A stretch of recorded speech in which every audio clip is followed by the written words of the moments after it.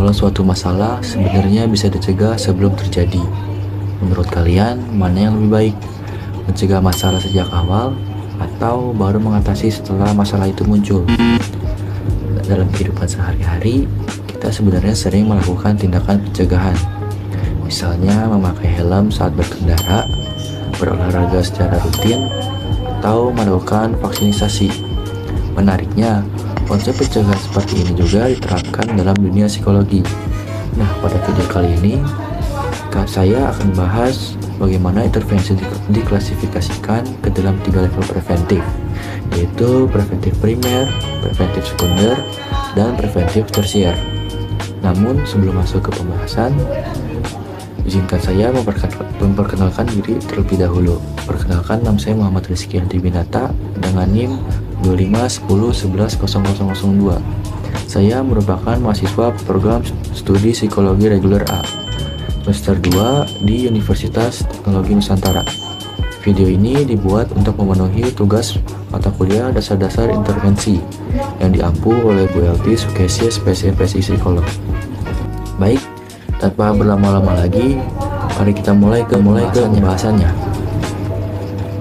Intervensi adalah tindakan atau program yang dirancang untuk membantu individu maupun kelompok dalam mengatasi suatu masalah atau meningkatkan kualitas hidupnya. Dalam psikologi, intervensi merupakan suatu upaya yang direncanakan untuk memperbaiki fungsi-fungsi psikologis yang kurang optimal, sehingga individu dapat berfungsi dengan lebih baik dalam kehidupan sehari-hari. Tujuan utama intervensi bukan hanya untuk mengatasi gangguan yang sudah terjadi, tetapi juga mencegah munculnya masalah baru, mengurangi tingkat keparahan suatu gangguan, serta meningkatkan kesejahteraan psikologis seseorang. Intervensi juga tidak selalu berbentuk terapi.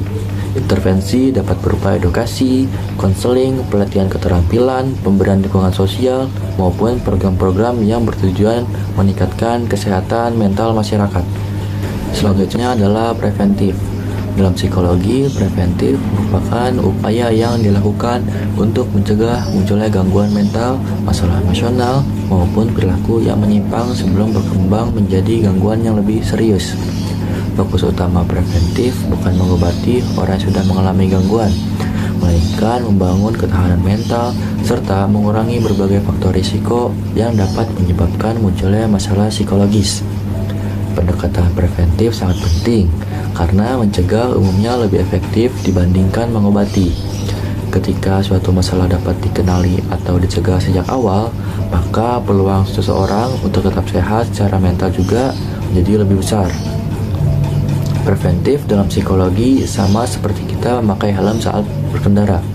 Tujuannya bukan karena kita pasti akan mengalami kecelakaan, tetapi untuk mengurangi resiko apabila hal tersebut terjadi. Dalam psikologi, langkah-langkah preventif dibagi menjadi 3 tingkatan, yaitu preventif primer, preventif sekunder, dan preventif tersier. Preventif primer merupakan tahap pencegahan yang dilakukan sebelum seseorang mengalami gangguan psikologis.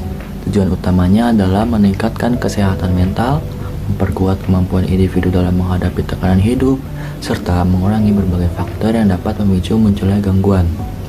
Preventif primer umumnya diberikan kepada masyarakat secara luas, sehingga tidak hanya ditunjukkan kepada orang-orang yang sedang mengalami masalah.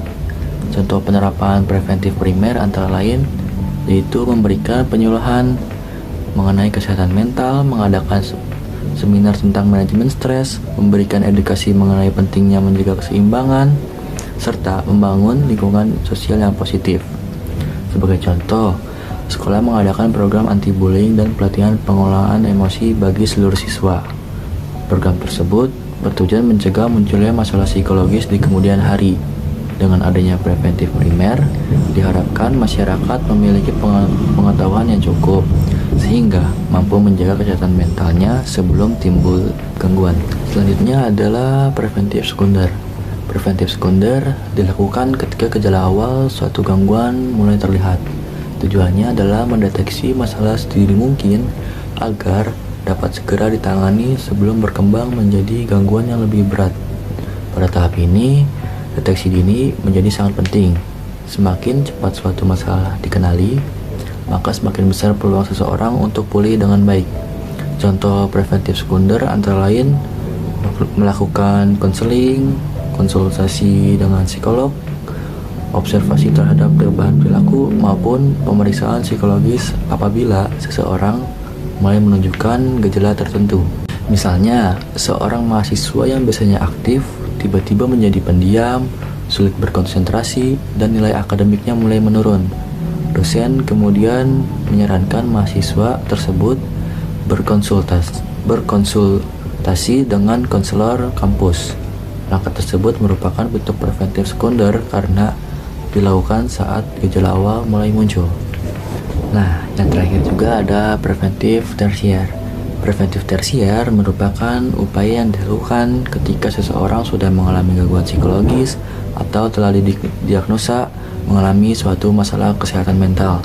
Berbeda dengan preventif primer yang bertujuan mencegah munculnya gangguan dan preventif sekunder yang berfokus pada deteksi dini.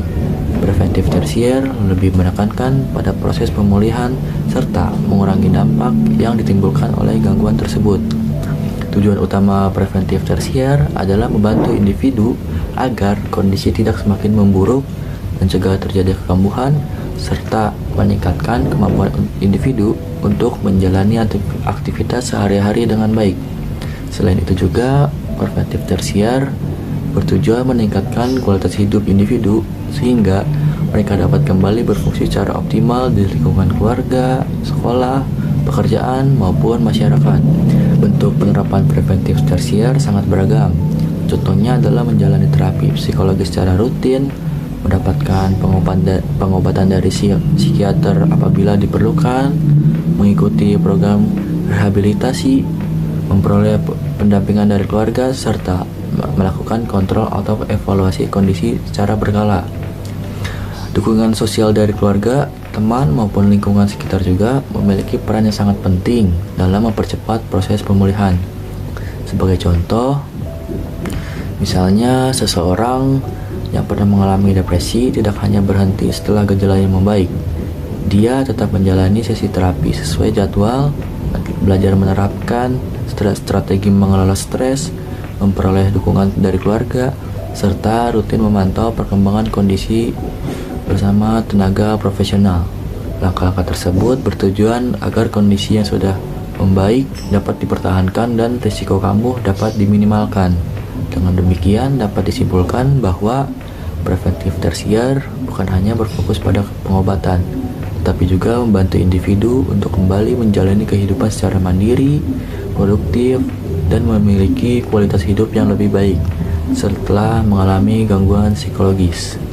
Sebagai kesimpulan, intervensi merupakan suatu upaya yang dilakukan untuk membantu individu maupun kelompok dalam mencegah, mengurangi, atau mengatasi berbagai masalah psikologis sehingga mereka dapat berfungsi dengan lebih baik dalam kehidupan sehari-hari.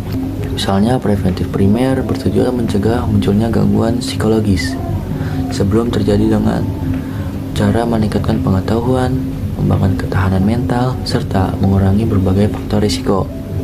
Selanjutnya ada preventif sekunder yang berfokus pada deteksi dini dan penanganan ketika gejala awal mulai muncul, sehingga masalah dapat segera ditangani dan tidak berkembang menjadi gangguan yang lebih serius. Sementara itu, preventif tersier dilakukan ketika seseorang telah mengalami gangguan psikologis. Tujuannya adalah membantu proses pemulihan, mengurangi dampak yang ditimbulkan, mencegah kekambuhan, serta meningkatkan kualitas hidup agar individu dapat kembali menjalankan aktivitasnya secara optimal. Dengan demikian, ketiga jenis preventif tersebut saling melengkapi dan memiliki peran yang sama pentingnya dalam menjaga kesehatan mental, mulai dari tahapan pencegahan, penanganan awal, hingga proses pemulihan. Oleh karena itu, pemahaman mengenai klasifikasi intervensi preventif sangat penting agar kita dapat menentukan tindakan yang tepat sesuai dengan kondisi yang kita hadapi.